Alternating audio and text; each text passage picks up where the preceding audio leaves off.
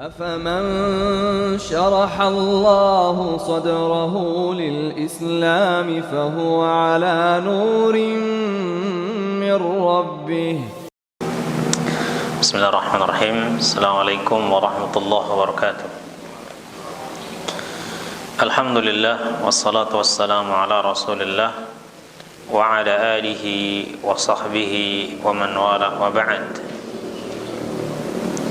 Ikhwani akhwati rahimani Allah wa yakum. Kita lanjutkan kembali pembahasan kita dari kitab Minhajus Salikin atau Manhajus Salikin fi Tawdihil Fiqh fid Din, ya, wa Tawdihil Fiqh fid Din, yang dikarang oleh Al-Allamah Al-Syekh Abdul Rahman bin Nasir As-Sa'di rahimahullah rahmatan wasi'ah. Kita sampai pada pasal berikutnya, yaitu pasal tentang al-mashu 'ala al-khuffain wal jabirah. Ya. Qala al-muallif rahimahullah, faslun fa in kana 'alayhi al-khuffan wa nahwihima fa in kana 'alayhi al-khuffan wa nahwuhuma masaha 'alayhima in sya'a yawman wa laylah lil muqim wa thalathata ayyam bilayalihin lil musafir. Pasal berikutnya adalah tentang memakai khuf, ya, atau khufan, dua sepatu, ya, yang menutupi mata kakinya.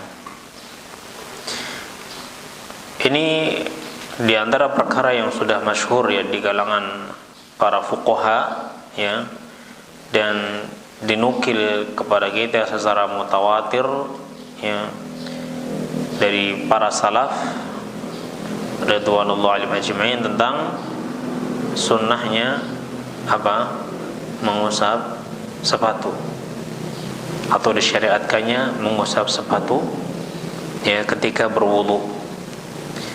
Dan ini bertentangan dengan apa yang diyakini oleh orang-orang Khawarij dan orang-orang Rafidhah, ya, dan yang semisal dengan mereka, karena orang-orang Khawarij ini mewajibkan untuk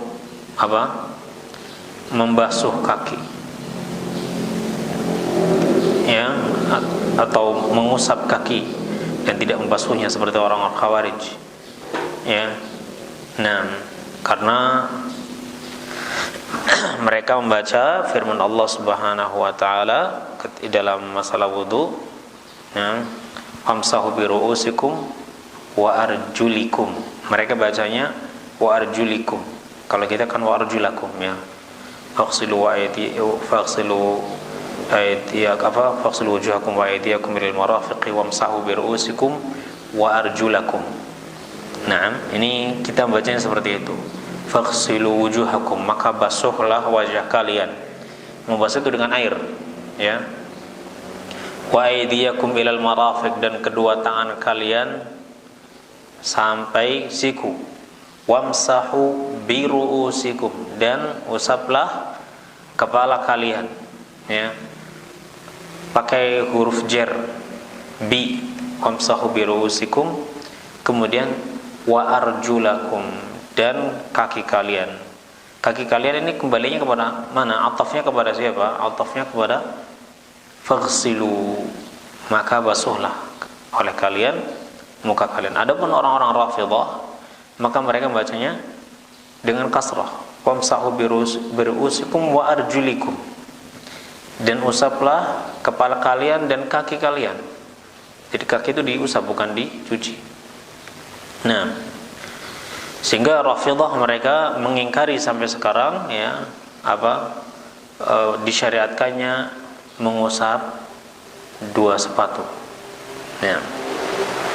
Dan ahlu sunnah wal jamaah, ya, meyakini bahwa mengusap sepatu ini adalah perkara yang disyariatkan, ya, perkara yang disyariatkan.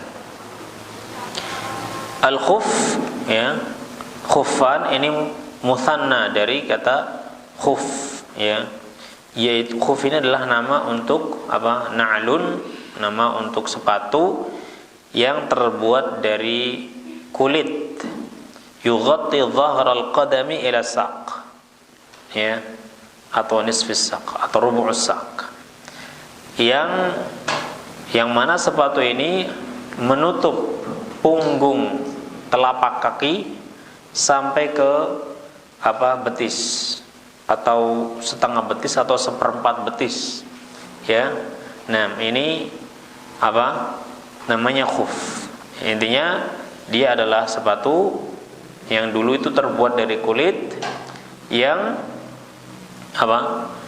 yang mana sepatu ini menutupi punggung, ya, punggungnya telapak kaki dan juga kedua mata kaki, tertutupi sampai ke betis, ya, atau seperempat betis. Nah, termasuk dalam hukum khuf juga ini adalah seperti sepatu-sepatu walaupun tidak terbuat dari kulit, tapi sepatu-sepatu ini menutupi, ya, punggung telapak kaki dan juga kedua mata kaki, ya. Misalnya seperti sepatu yang dipakai oleh para tentara ini, ya, itu menutupi mata kakinya, ya, atau sepatu-sepatu yang semisal dengannya. Ini masuk pada hukum khuf. Nah, dan ini adalah salah satu bentuk rukhsah, keringanan yang diberikan oleh Islam, ya, kepada pemeluknya ketika mereka berwudu, ya, dan mereka memakai sepatu. Nah, mereka diberikan keringanan dengan tidak melepasnya ketika berwudu, tapi cukup mengusap bagian atas daripada sepatu tersebut. Nah, adapun masalah kaos kaki, ya, maka ini termasuk perkara yang masih ada khilaf di kalangan para ulama, ya. Sebagian tidak membolehkannya dan sebagian membolehkan, tapi dengan syarat kaos kakinya harus tebal, ya, dan tidak tipis. Tapi kalau kaos kakinya tipis sehingga kelihatan, ya, kulit kakinya, ya, sampai kelihatan, maka ini tidak boleh diusap. Tapi kalau kaos kakinya itu tebal, ya, sehingga tidak kelihatan kulit kakinya, maka ini dibolehkan, ya. Nah, ini dibolehkan seperti yang menjadi mazhab dalam atau perkataan dalam mazhab Hambali, ya. Nah,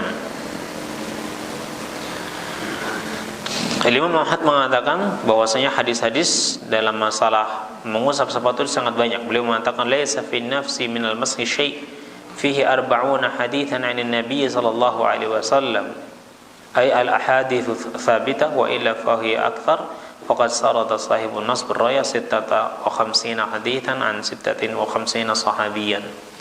Imam Ahmad mengatakan tidak ada sedikit pun, ya, keraguan dalam hatiku dalam masalah dalam masalah mengusap sepatu ini dalam hal pensyariatannya, karena di dalamnya ada 40 hadis dari Nabi sallallahu alaihi wasallam, yakni 40 hadis yang sahih, ya, yang datang dari Nabi sallallahu alaihi wasallam.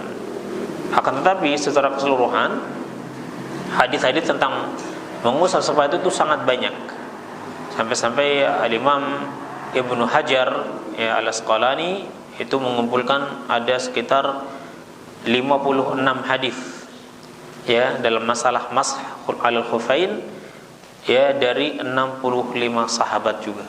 Ya, ini masing-masing sahabat punya riwayat sendiri, ya, meriwayatkan hadis ini.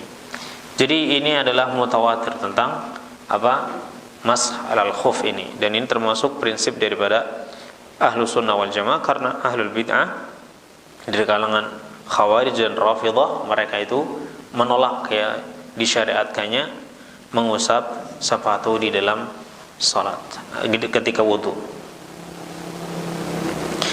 Di antara dalil yang menjelaskan tentang disyariatkannya al-masah, ya, yaitu mengusap sepatu, adalah hadis dari Al-Mughirah bin Syu'bah, anna Rasulullah sallallahu alaihi wasallam tawadda'a wa masaha 'alal jawrabaini wan na'lain.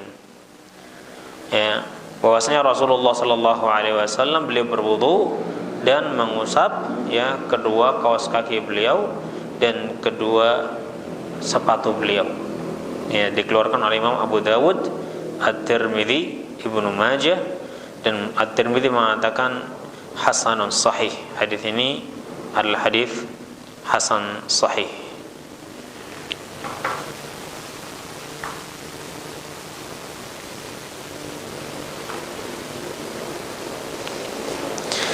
Baik. Beliau mengatakan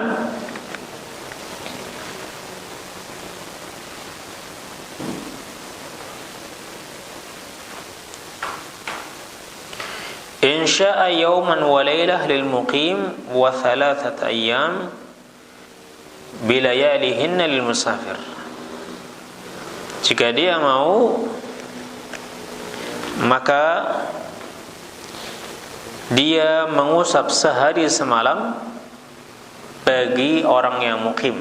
Bagi orang yang mukim, yakni tidak melakukan safar, maka dia dibolehkan untuk mengusapnya sehari semalam. Wa thalathatu ayyam bilayalihinna lil musafir, dan 3 hari 3 malam bagi musafirnya. Ya, 3 hari 3 malam bagi musafirnya. Ini seperti yang datang dalam hadis Ali bin Abi Thalib radhiyallahu anhu, di mana Rasulullah sallallahu alaihi wasallam atau beliau mengatakan ja'ala Rasulullah sallallahu alaihi wasallam thalathata ayyamin wa layalihinna lil musafir wa yawman wa lailah lil muqim. Ya, hadis riwayat Imam Muslim. Rasulullah sallallahu alaihi wasallam menjadikan 3 hari 3 malam bagi musafir dan sehari semalam bagi orang yang mukim. Yani dibolehkan baginya untuk mengusap sepatunya ketika wudu. Nah, dan juga dari hadis Safwan bin Assal, ya, beliau mengatakan kana Rasulullah SAW ya'muruna idza kunna safaran alla nanzi'a khifafana thalathata ayyam wa layalihinna illa min janabah walakin min ghaitin wa baulin wa naumin. Dari Safwan bin Assal berkata, Rasulullah sallallahu alaihi wasallam dahulu merintahkan kepada kami agar ketika kami dalam keadaan safar, ya, agar tidak melepas sepatu-sepatu kami selama 3 hari 3 malam, ya, kecuali karena junub, ya, kecuali karena junub. Kalau junub dia harus melepas sepatunya kemudian kemudian mandi, ya.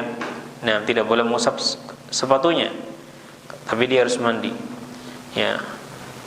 Akan tetapi boleh karena ghaid, karena buang air besar, wa baul atau buang air kecil, wa naum atau karena tidur, ya. Ghaid, baul, naum ini perkara-perkara yang membatalkan wudu, ya. Dan jika batal wudunya bukan karena janabah, maka dia boleh mengusap sepatunya ketika atau pada saat berwudu, ya. Bisyartin, dengan syarat ayyal basahuma 'ala taharah. Syarat bolehnya mengusap sepatu ini, ya. Yang pertama apa? Yang pertama ayyal basahuma 'ala taharah, dia memakainya dalam keadaan suci. Nah, dia memakainya dalam keadaan suci. Jadi misalnya dia bersuci terlebih dahulu, berwudu, ya. Setelah itu dia memakai sepatunya. Ya, setelah itu dia memakai sepatunya. Pada saat wudu berikutnya, maka dia boleh tidak melepas sepatunya dan cukup mengusapnya saja. Ya, cukup mengusapnya saja. Nah, jadi hendaknya dia memakai sepatu itu dalam keadaan suci. Kemudian dia pakai sepatu, setelah itu ketika datang waktu sholat dan dia ingin berwudu, ya, karena sudah batal, maka dia boleh mengusap sepatunya saja.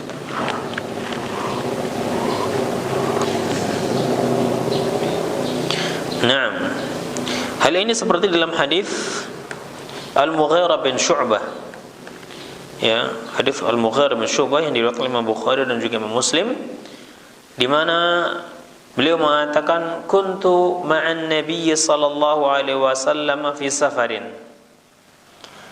Dahulu kami bersama Nabi sallallahu alaihi wasallam dalam suatu perjalanan. Fa ahwaitu li anzi'a khuffaihi. Kemudian aku menunduk untuk melepaskan sepatu beliau. Ya. Ini Mughir ingin melepaskan sepatu Rasulullah SAW. Faqala, maka beliau mengatakan, beliau bersabda, da'huma, biarkan keduanya, ini enggak usah dilepas, biarkan keduanya. Fa inni adkhaltuhuma tahiratain, karena sesungguhnya aku telah memakai keduanya dalam keadaan suci, ya, kedua kaki dalam keadaan suci. Famasaha alaihima, kemudian beliau pun mengusap keduanya, ya, mengusap sepatunya tadi. Hadis riwayat Imam Bukhari dan juga Imam Muslim. Jadi syarat pertama adalah dia memakainya dalam keadaan suci. Kalau tidak dalam keadaan suci, berarti dia harus melepas terlebih dahulu, ya. Kemudian berwudu seperti biasa dengan mencuci kakinya. Nah, setelah itu baru boleh dia memakai sepatunya, dan ketika dia ingin berwudu kembali, dia sudah dibolehkan untuk tidak melepasnya, tapi cukup mengusapnya. Nah, ya, kalau misalnya sepatunya ada bolong-bolong dikit, boleh nggak? Kalau sepatunya misalnya ada bolong-bolong dikit, nggak masalah, ya. Seperti yang dikatakan oleh Syekh Dr. Abdullah bin Abdurrahman Al-Jibrin, beliau mengatakan, wa ammal khuful mukharraq fa innahu yumsahu alaihi li'anna akhfaf as-sahaba kana biha khuruqun ghaliban. Adapun sepatu yang ada yang sobek, ya, ada yang bolong, ya, maka selama tidak besar, ya, maka itu boleh untuk diusap, karena memang sepatu-sepatu para sahabat, ya, mereka dahulu juga ada lubang-lubangnya, ada bolong-bolongnya. Nah, tidak mulus maksudnya, ya, maka masih boleh selama tidak besar, ya. Yang kedua, syarat yang kedua, jadi syarat pertama tadi adalah memakainya dalam keadaan suci. Syarat yang kedua, la yamsahahuma illa fil hadatsil asghar. Syarat kedua adalah dia tidak mengusapnya kecuali karena hadas kecil. Adapun kalau hadas besar, maka dia wajib untuk mencucinya, ya. Nah, adapun kalau hadas besar, maka dia wajib untuk mencucinya, ya. Artinya mencuci kakinya, ya. Dia lepas sepatunya, kemudian dia mandi, ya, seperti biasa, baru setelah itu dia memakai sepatunya. Nah, hal ini berdasarkan hadis Anas secara marfu', ya, berdasarkan hadis Anas secara marfu', idza tawadda'a ahadukum wa labisa khuffaihi falyamsah 'alaihima wal yusalli fihima wa la yakhla'huma in syaa'a illa min janabah. Rawahu al-Hakim wa sahhahahu. Apabila salah seorang di antara kalian berwudu dan memakai sepatu, maka dia hendaknya mengusap keduanya, mengusap sepatunya. Wal yusalli fihima, dan dia salat dengan menggunakan keduanya, yakni enggak perlu melepasannya, ya. Wala yakhla'huma, dan janganlah melepas keduanya, insya'a, jika dia mau. Ya, kalau mau dia boleh salat dengan menggunakan sepatu tadi, tapi kalau enggak mau juga enggak apa-apa. Illa min janabah, kecuali karena junub. Ya, kalau karena junub, maka wajib dia melepas sepatunya dan dia wajib mandi dengan membasahi seluruh anggota tubuhnya, termasuk juga kakinya. Baik. Ya, ini masalah apa? Mengusap sepatu. Kapan waktu dimulainya mengusap sepatu? Ya, waktu dimulainya mengusap sepatu dalam pendapat yang rajih, ya, adalah apa? Ini adalah syarat yang ketiga, ya, syarat sahnya mengusap sepatu, yaitu ayyakun al-mashu fil muddah al-muhaddadah. Syarat yang ketiga adalah dia mengusap sepatu pada waktu yang telah ditentukan. Artinya pada waktu yang telah dibatasi. Bagi mukim itu sehari semalam, bagi musafir adalah 3 hari 3 malam. Nah, baik, ya. Kapan dimulainya? Ketika awal pengusapan setelah hadath yang pertama. Ketika awal hadath yang pertama, maka dia memulai mengusap sepatunya. Ya, misalnya antum setelah sholat zuhur atau sebelum sholat zuhur antum wudu, ya, wudu seperti wudu biasa. Kemudian antum memakai sepatu, ya, memakai sepatu. Setelah itu batal ketika mau sholat asar, batal, ya, ketika mau sholat asar antum batal wudunya karena ghaid, karena BAB atau BAK misalnya, ya, atau karena buang angin. Maka ketika itu Anda memulai mengusap sepatunya. Jadi awal mengusap sepatu bagi Anda tadi dimulai dari asar, tidak asar. Dan itu berlaku sampai hari berikutnya, ya, sampai asar berikutnya. Nah, baik, ini sehari semalam, ya, sehari semalam.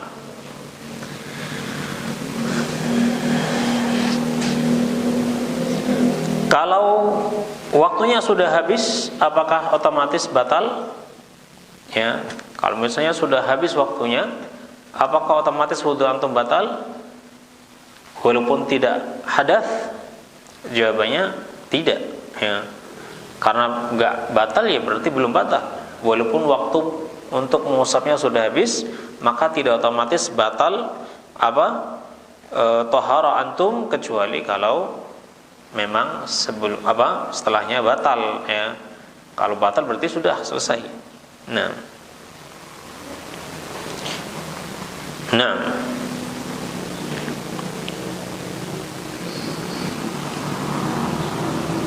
Dan ini adalah perkara-perkara yang ijtihadiyah, tidak ada nas, tidak ada dalil secara khusus yang membahas masalah ini, dan ini adalah ijtihadiyah, ya, ijtihadiyah. yakni kapan mulainya, permulaan daripada mengusap itu perkara ijtihadi.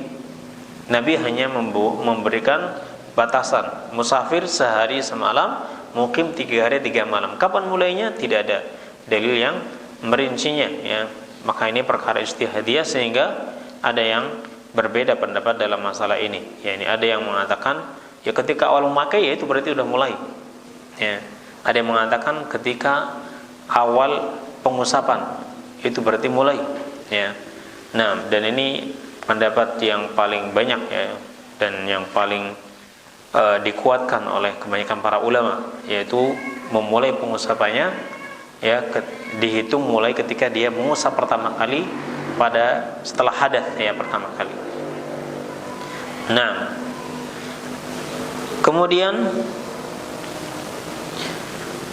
syarat yang keempat, ayyakun al-khuf tahirul ain, ya. Hendaknya khuf itu adalah suci, zatnya itu suci, ya. Nah, zatnya itu suci, yakni bukan dari bahan yang haram, ya, misalnya dari kulit, ya, binatang yang haram, maka ini enggak boleh, ya. Hendaknya itu dari bahan yang suci. Baik. Berikutnya Syekh melanjutkan, wasifatu mashil khufain ayyam sa'a akthara zahirahuma. Dan di sini, fa in kana ala a'dha'i wudhu'ihi jabirah ala kasrin aw dawa'in ala jurhin wa yadurruhu al-ghusl masahahu bil ma' fil hadath al-akbar wal asghar hatta yabra. Ini kalau sekarang bedanya dengan perkara yang berikutnya yang disebut oleh al-muallif adalah al-mash al-jabirah, ya, mengusap jabirah. Ya. Jabirah itu seperti gap atau gip yang dipasang di orang yang patah tulang, ya. Nah, itu apa namanya? Gips ya. Jadi orang yang, atau mungkin diperban ya, pakai perban, orang yang pakai perban. Kalau ternyata di anggota tubuhnya ada perban yang menutupi lukanya ya, atau ada obat yang dipakai ya untuk menutupi lukanya, atau pakai gips tadi ya, dan dilarang ya anggota tubuh ini terkena air karena akan membahayakan atau membuat sakitnya itu jadi terlambat untuk sembuh, maka dia boleh mengusapnya baik dalam hadatsah besar maupun dalam hadatsah kecil. Kalau masah ini dalam hadatsah kecil aja bolehnya, tapi kalau jabirah ini ya, yaitu seperti perban ya, gips yang semisalnya yang menutupi anggota wudu kita, maka itu boleh diusap walaupun dia dalam keadaan mandi besar atau junub ya, hadatsah besar. Baik. Wa sifatu mashil khuffain ayyam saha aktsara zahirahuma. Syekh melanjutkan bahwasanya sifat dalam mengusap kedua sepatu ini adalah ayyam saha aktsara zahirahuma, mengusap ya sebagian besar bagian atasnya ya, bagian luarnya ya, bagian luar daripada sepatu tadi ya, bagian atas daripada sepatu tadi. Ini cara mengusapnya. Berapa kali mengusapnya? Cukup sekali saja ya. Nah, berapa kali mengusapnya? Cukup sekali saja. Nah, karena zahir hadis Nabi dalam hadis Al-Mughirah tadi ya, di mana Al-Mughirah ketika ingin melepaskan sepatu yang ada pada kaki Nabi, maka beliau mengatakan da'huma ya fa inni adkhaltuhuma tahiratain ya. Kemudian famasaha alaihima, kemudian beliau mengusap keduanya ya. Kata mengusap ini cukup sekali saja, karena tidak disebutkan berapa kalinya. Jadi kalau dia mengusap yang sekali itu sudah cukup ya, sudah benar. Nah, kata masah ini menunjukkan sekali ya, karena kalau untuk beberapa kali maka disebutkan adatnya ya, disebutkan adatnya. Jadi mengusapnya cukup sekali, mengusap sebagian besar ya, tidak harus rata banget. Tapi kalau sebagian besarnya sudah terusap maka itu sudah cukup, karena ini namanya rukhsah ya, namanya juga rukhsah, ada keringanan. Jadi tidak harus rata sekali ya, sampai ke bagian lipatan-lipatannya misalnya, nggak perlu ini ya. Nah. Wa ammal jabirah fayamsahu ala jami'ihima atau ala jami'iha. Adapun kalau jabirah ya, yaitu perban tadi, maka diusap semuanya. Kalau jabirah itu diusap semuanya ya, yang tentunya mungkin. Dari Abdullah ibn Umar, man kana bihi jurhun ma'subun fa khashiya alaihi al'anad falyamsah ma hawlahu wa la yaghsilhu ya. Barang siapa yang ada di di tubuhnya atau bagian anggota tubuhnya luka ya, yang ditutupi ya dengan perban, dan dia takut akan tambah sakit kalau terkena air, falyamsah ma hawalahu wa la yaghsilhu, maka hendaknya dia mengusap segi sekitarnya dan tidak perlu mencucinya, ini menggunakan air ya, dicuci dengan air itu tidak perlu. Nah, maka di sini gantinya adalah mengusap ya. Baik. Ini masalah al-mas al-khuffain.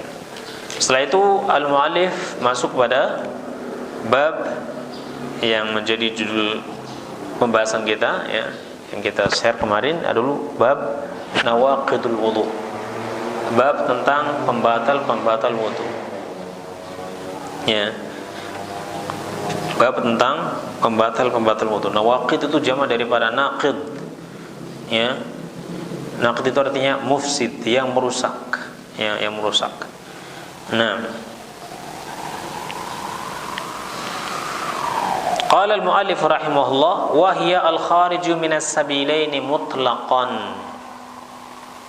Yang membatalkan wudu itu adalah Al-khariju minas sabilaini mutlaqan, yang keluar dari dua jalan secara mutlak. Nah, secara mutlak, yakni apapun yang keluar dari dua jalan, maka hal itu membatalkan wudunya. Ya, kalau misalnya ya, dimisalkan ya, ada orang yang la qadarullah keluar batu dari apa? Anggota, yakni dari kemaluannya ya, misalnya. Ya, karena kencing batu ya, keluar batunya misalnya, yang keluar bukan air tapi batunya misalnya. Ya, atau ketika BAB yang keluar malah uangnya ya, karena apa namanya, uangnya tertelan kemudian keluar bersama BAB-nya, yang keluar malah uangnya ya, maka tetap saja itu membatalkan wudunya ya. Jadi sesuatu yang keluar dari dua jalan secara mutlak ya, secara mutlak ini adalah membatalkan wudu. Nah,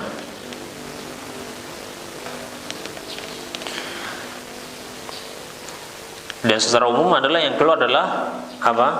Ghaid, yaitu BAB, kemudian BAK, kemudian juga angin ya. Ini semua ada membatalkan wudunya. Ini semua membatalkan wudunya. Nah, dalilnya adalah firman Allah Subhanahu wa taala, "Aw jaa'a ahadum minkum minal ghaiti aw lamastumun nisa." Atau salah seorang di antara kalian ini apa? Melakukan BAB atau bersentuhan dengan kaum wanita ya, maka ini batal wudunya. Dari Safwan bin Asal radhiyallahu anhu berkata, "Kana Rasulullah sallallahu alaihi wasallam ya'muruna idza kunna safaran alla nanzi'a khifafana 3 ayyam wa layalihinna illa min janabatin walakin min ghaitin wa balun wa naumin." Seperti hadis tadi sebelumnya ya, bahwasanya Nabi sallallahu alaihi wasallam itu menyuruh kami ketika kami dalam keadaan safar, menyuruh kami untuk tidak melepas sepatu-sepatu kami ya 3 hari 3 malam ya, kecuali karena junub. Akan tetapi ya dibolehkan untuk tidak melepasnya karena ghaid, karena BAB ya, wa baulin dan BAK, wa naumin dan tidur. Ini disebutkan baul dan BAK ya. BAK dan BAB ini termasuk dari perkara yang membatalkan wudu ya. Baik.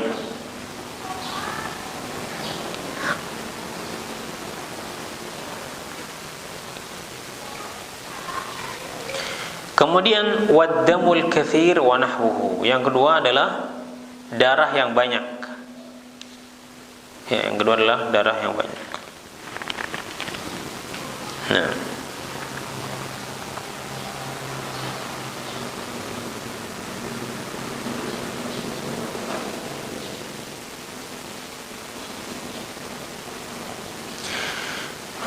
sesuatu yang keluar dari tubuh kita terkadang ada yang najis, ada yang suci. Ya, ya suci seperti apa? Air mata misalnya ya. Nah, air mata itu suci, tapi tidak mensucikan ya. Artinya air mata nggak bisa untuk berwudu ya, dan nggak cukup juga ya karena air matanya sedikit. Nah, ada juga yang najis seperti darah ya. Darah kalau banyak ini najis ya. Kalau sedikit itu ma'fu, dimaafkan, tapi kalau banyak ini najis. Nah,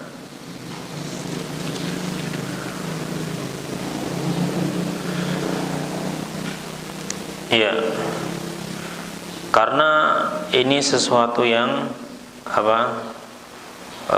وذلك لأنه خارج مستقذر ولأنه ورد في حديث أن الرسول قال إذا أحدث أحدكم في الصلاة فليمسك بأنفه ثم ليخرج.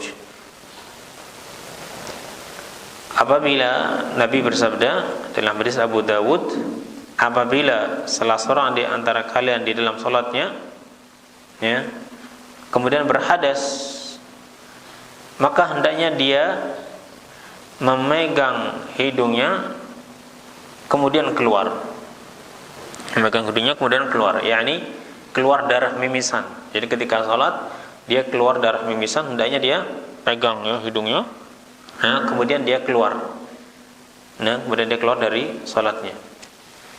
Dalam hadis yang lain, dalam lafaz yang lain, idza ahdatha ahadukum fi salatihi falyakhudh bi anfihi thumma liyansarif. Apabila salah seorang di antara kalian berhadas dalam salatnya, maka hendaknya dia memegang hidungnya kemudian dia meninggalkan salatnya.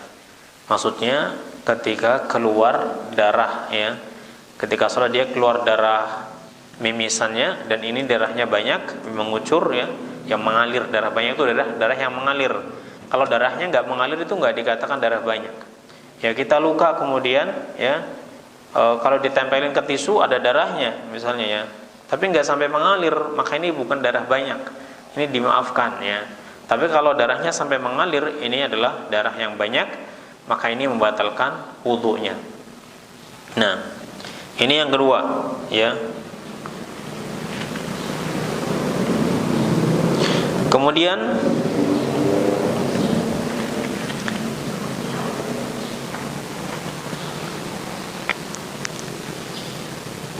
wazawalul aqli binaumin aw ghairihi.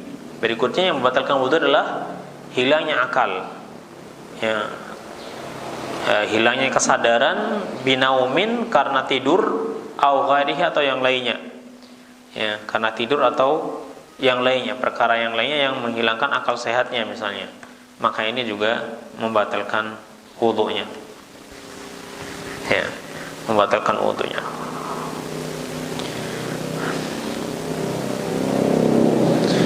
Orang yang marahnya memuncak misalnya, ini bisa hilang akalnya. Ya, sehingga kalau orang sedang marah itu dianjurkan untuk apa? Untuk duduk. Kalau duduk belum hilang juga, maka berbaring. Berbaring belum bisa juga, maka berwudu. Ya. Nah, orang yang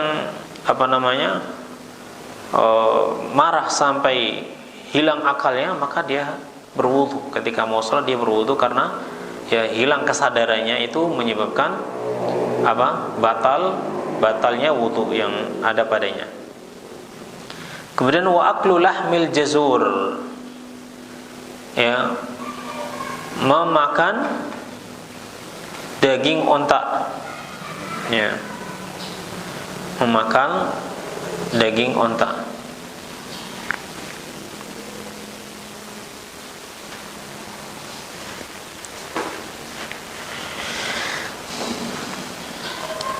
Berdasarkan hadis dari Jabir bin Samurah di dalam Sahih Muslim, su'ila Nabi SAW an natawadda min luhumil ghanam. Nabi SAW pernah ditanya, apakah kami berwudu karena daging domba yang kami makan? Qala in syi'ta. Nabi mengatakan kalau mau silakan. Kalau mau ya, kalau enggak mau berarti enggak apa-apa. Ini menunjukkan tidak membatalkan wudu. Qala ana tawadda'u min luhumil ibil. Apakah kami harus berwudu dari daging domba karena makan daging domba? Beliau mengatakan na'am, iya. Ya. Maka dalam hadis ini Nabi SAW itu memberikan pilihan bagi orang yang makan daging domba, mau wudu silakan, mau enggak wudu juga enggak apa-apa. Ini menunjukkan makan daging domba itu tidak membatalkan wudu, tapi lebih baiknya dia berwudu, ya. Nah, tapi kalau memakan daging unta, Nabi hanya memberikan satu jawaban, yaitu na'am, iya, tidak memberikan pilihan. Ini menunjukkan bahwasanya memakan daging unta itu bisa membatalkan wudu. Yang berikutnya adalah massul mar'ah bisyahwatin, menyentuh wanita dengan syahwat. Ya, dan ini adalah dalam mazhab Hambali, ya. Adapun dalam mazhab Syafi'i, maka menyentuh wanita secara mutlak itu membatalkan wudu, yakni baik diiringi dengan syahwat maupun tidak diiringi dengan syahwat. Ya, adapun dalam mazhab Hambali, yakni dan yang lainnya, bahwa menyentuh wanita pada dasarnya itu tidak membatalkan wudu. Ya, karena yang dimaksud dengan aw lamastumun nisa, atau menyentuh wanita dalam ayat tadi adalah apa? Berhubungan ya dengan istrinya. Nah, berhubungan dengan istrinya, yakni jima maksudnya ya, bukan hanya sekedar menyentuh ya, bersentuhan kulit. Kalau bersentuhan kulit saja maka tidak membatalkan wudu, karena Nabi SAW pernah berangkat ke masjid, kemudian beliau mencium Aisyah dan beliau langsung pergi ke masjid tanpa wudu kembali. Ya, nah ini menunjukkan bahwasanya menyentuh wanita tanpa diiringi syahwat itu tidak membatalkan wudunya. Tapi kalau ada syahwat ketika menyentuh wanita dan ada syahwatnya, ya maka dia berwudu. Nah, hal ini karena firman Allah aw lamastumun nisa, atau menyentuh wanita, ini ditafsirkan dengan apa? Dengan syahwat, ya, menyentuhnya dengan syahwat, sehingga syahwat ini harus diredam. Cara meredamnya adalah dengan air wudu. Baik. Yang berikutnya adalah massul faraj. Yang berikutnya adalah massul faraj, menyentuh kemaluan. Ya, menyentuh kemaluan. Al-muallif rahimahullah di sini hanya menyebutkan al-faraj, tidak mengatakan massu farjihi misalnya ya, menyentuh kemaluannya, tapi hanya mengatakan massul faraj, ya, menyentuh kemaluan. Ini berarti baik kemaluannya sendiri maupun kemaluan orang lain. Misalnya kalau dia menyentuh kemaluannya atau kemaluan orang lain, maka dia harus berwudu karena wudunya batal. Ya. Yang dimaksud dengan farj di sini adalah qubul maupun dubur. Ya. Nah, farj di sini bukan hanya kemaluan qubulnya saja, tapi termasuk juga adalah dubur. Ini yang dimaksud dengan faraj di sini. Ya. Yang ketujuh adalah taghsilul mayyit. Ya, di antara hal yang membatalkan wudu adalah memandikan mayit. Ya, memandikan mayit ini termasuk perkara yang masih diperselisihkan di kalangan para ulama ya. Nah, akan tetapi kebanyakan ahlu fiqih yang mereka berpendapat kepada apa? Termasuk perkara yang membatalkan wudu. Ini termasuk perkara yang membatalkan wudu, dikarenakan hal ini sebagaimana yang diriwayatkan dari Abdullah bin Umar, Abdullah bin Abbas ya, dan juga ada asal dari Ibnu Abi Syaibah dan juga Abdul Razzaq Baihaqi ya, yang menyebutkan bahwasanya apa? Orang yang memandikan mayit itu berwudu. Juga terdapat dalam sahih, dalam hadis yang sahih dalam Musnad Imam Ahmad dan juga Ahlus Sunan dari Abu Hurairah marfu ya, di mana Nabi mengatakan man ghasala mayyitan falyaghtasil wa man hamalahu falyatawadda. Ya, barang siapa yang dia memandikan mayit maka hendaknya dia mandi, dan barang siapa yang dia membawanya maka hendaknya dia berwudu. Ya, para ulama menyebutkan bahwasanya mandi di sini itu bukan hukumnya wajib, tapi mandinya mandi yang sunnah, ya, mandinya yang sunnah. Nah,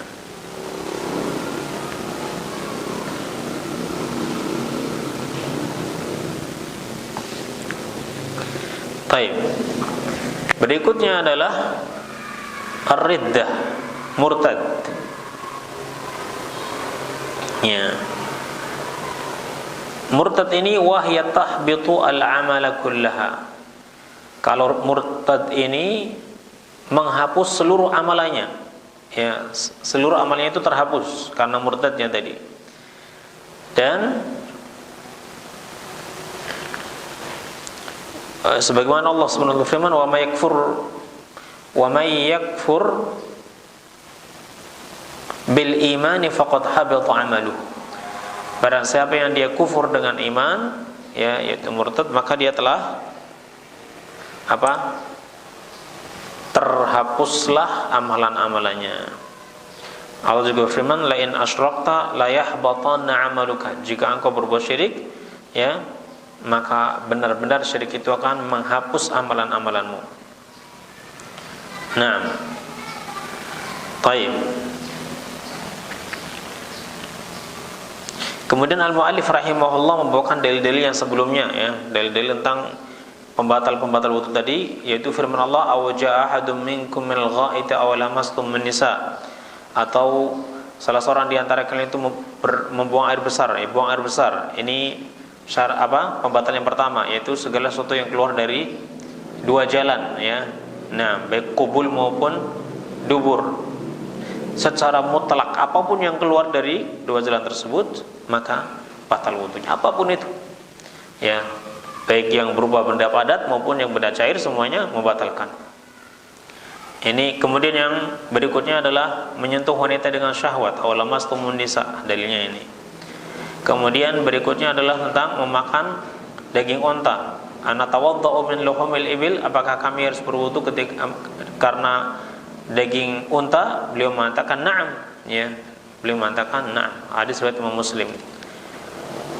Ya, kemudian dalam hadis dalam khufain, tentang dua sepatu tadi, ya. Walakin min ghaitin wa baulin wa naumin, akan tetapi ya dibolehkan untuk mengusap sepatu, ya, karena BAB dan BAK serta tidur, ya. Nah, tidur karena ini menghilangkan akal sehatnya, ya. Nah, adapun murtad, maka firman Allah Subhanahu wa taala, wa may yartadda minkum an dinihi fayamut wa huwa kafir fa ulaika habitat a'maluhum. Barang siapa yang dia murtad di antara kalian dari agamanya, maka dia mati, sesungguhnya dia dalam keadaan kafir, maka mereka itulah orang yang amal-amalnya itu terhapus, ya. Nah, ini murtad ini menghapus Islamnya, sehingga ketika dia masuk Islam harus dia bersuci kembali, ya, dengan berwudu, ya. Nah, dan juga mandi kalau mau masuk Islam. Taib, ini beberapa perkara yang disebutkan oleh al-muallif, ya, dari perkara-perkara yang membatalkan wudu seseorang. Nah, semoga Allah Subhanahu wa taala menjadikan kita termasuk orang-orang yang mendengarkan kebaikan dan mengamalkannya semata-mata karena Allah Subhanahu wa taala. Ini saja yang bisa kita bahas. Ya, insyaallah kita akan lanjutkan pada kesempatan berikutnya. Wassallallahu ala nabiyyina Muhammadin wa ala alihi wa sahbihi ajma'in. Subhanakallahumma wa bihamdik asyhadu an la ilaha illa anta astaghfiruka wa atubu ilaik. Assalamualaikum warahmatullahi wabarakatuh.